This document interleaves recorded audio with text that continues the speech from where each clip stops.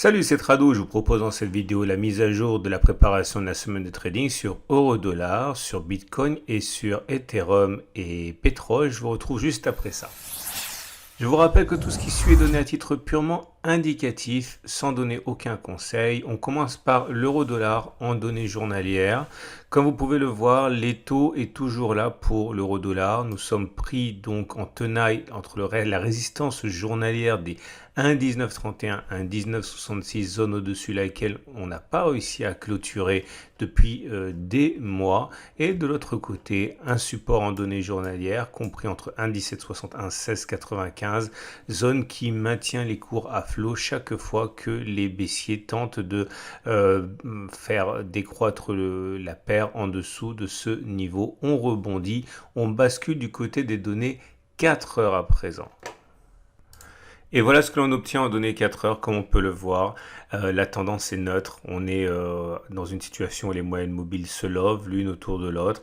Un petit désir de montée est perceptible. Il y a des velléités haussières depuis 4 ou 5 bougies, mais ce n'est pas flagrant pour l'instant.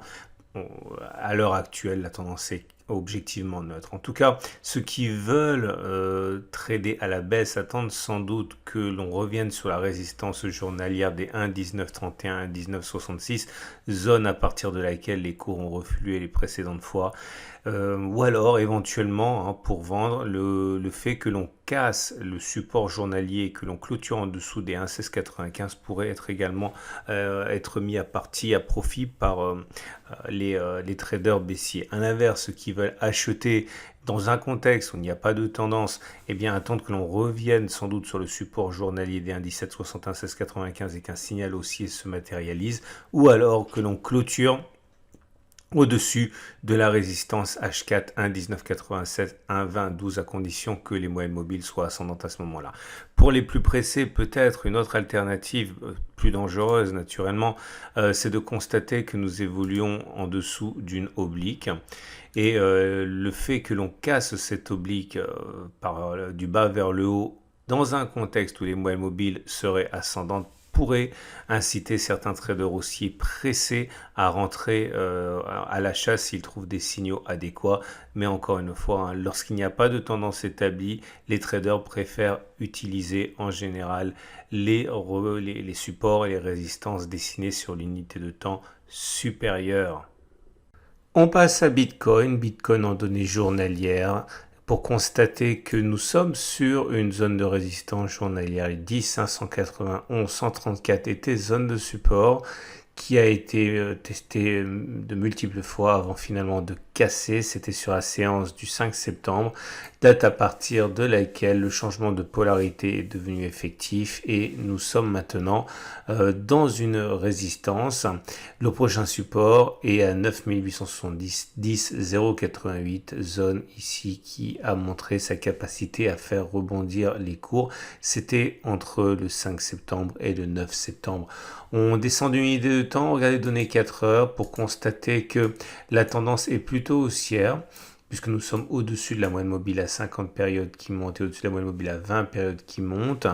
Néanmoins, il faut comprendre que cette zone dans laquelle nous sommes est dangereuse pour acheter puisque nous avons vu que c'était une zone de résistance qui existe sur les unités de temps journalières. Cela signifie que ceux qui traitent dans le sens de la tendance et qui veulent acheter attendent sans doute que l'on clôture au-dessus des 11 174, c'est-à-dire le plus haut de ce point-ci.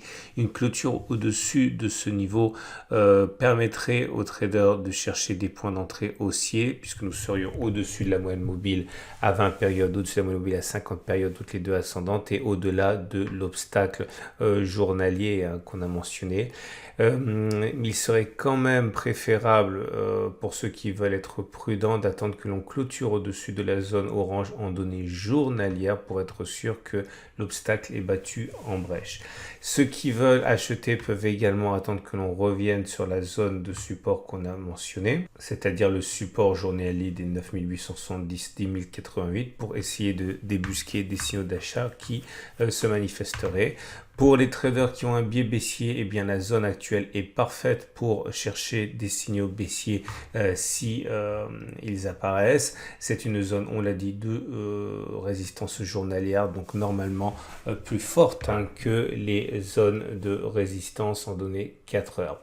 Deuxième solution pour les vendeurs, attendre que l'on clôture peut-être en dessous des 9870, zone qui a fait obstacle au baissier et dont la cassure pourrait effectivement entraîner un mimétisme à la baisse. On passe à l'Ethereum avec une résistance journalière évidente à 484-490 correspondant au sommet du 2 septembre et un support journalier à 330-310 qui recueille les cours de l'Ether, c'était le 4 septembre, mais également jusqu'au 9 septembre. On descend d'unité de temps, regardez les données 4 heures. Et sur cette unité de temps H4, eh bien, la tendance est neutre, puisque nous sommes en dessous de la moyenne mobile à 50 périodes qui montent. La tendance de fond est plutôt neutre. La tendance de plus court terme est même baissière, puisque nous sommes en dessous de la M20 qui descend. Mais globalement, on retiendra que la tendance est globalement à la latéralisation entre une résistance H4 à 391, 386 et un support H4 à 355, 360.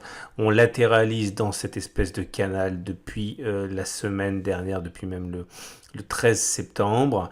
Nous voyons également que sur cette unité de temps, puisqu'il n'y a pas de tendance, ceux qui ont un biais haussier attendent soit que l'on revienne sur un support journalier réputé plus solide que les supports en données H4, c'est-à-dire le support des 330-310.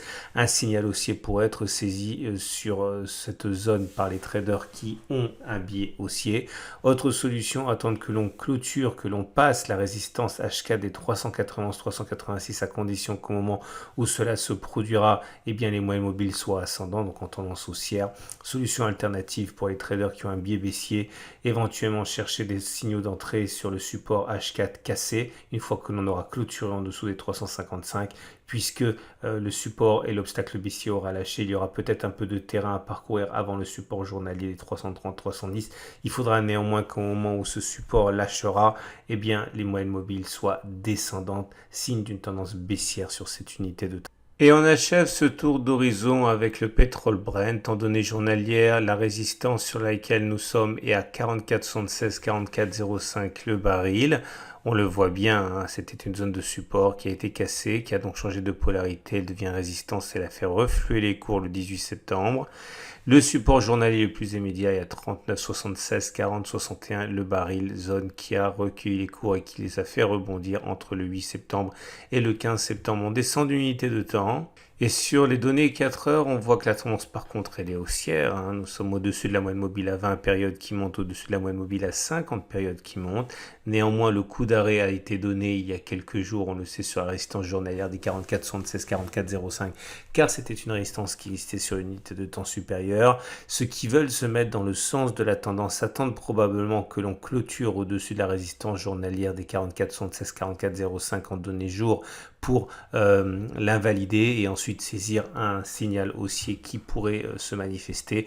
Autre solution, un retour sur le support H4 des 41, 84, 42, 78. Cela est possible puisque nous serions dans le sens de la tendance haussière.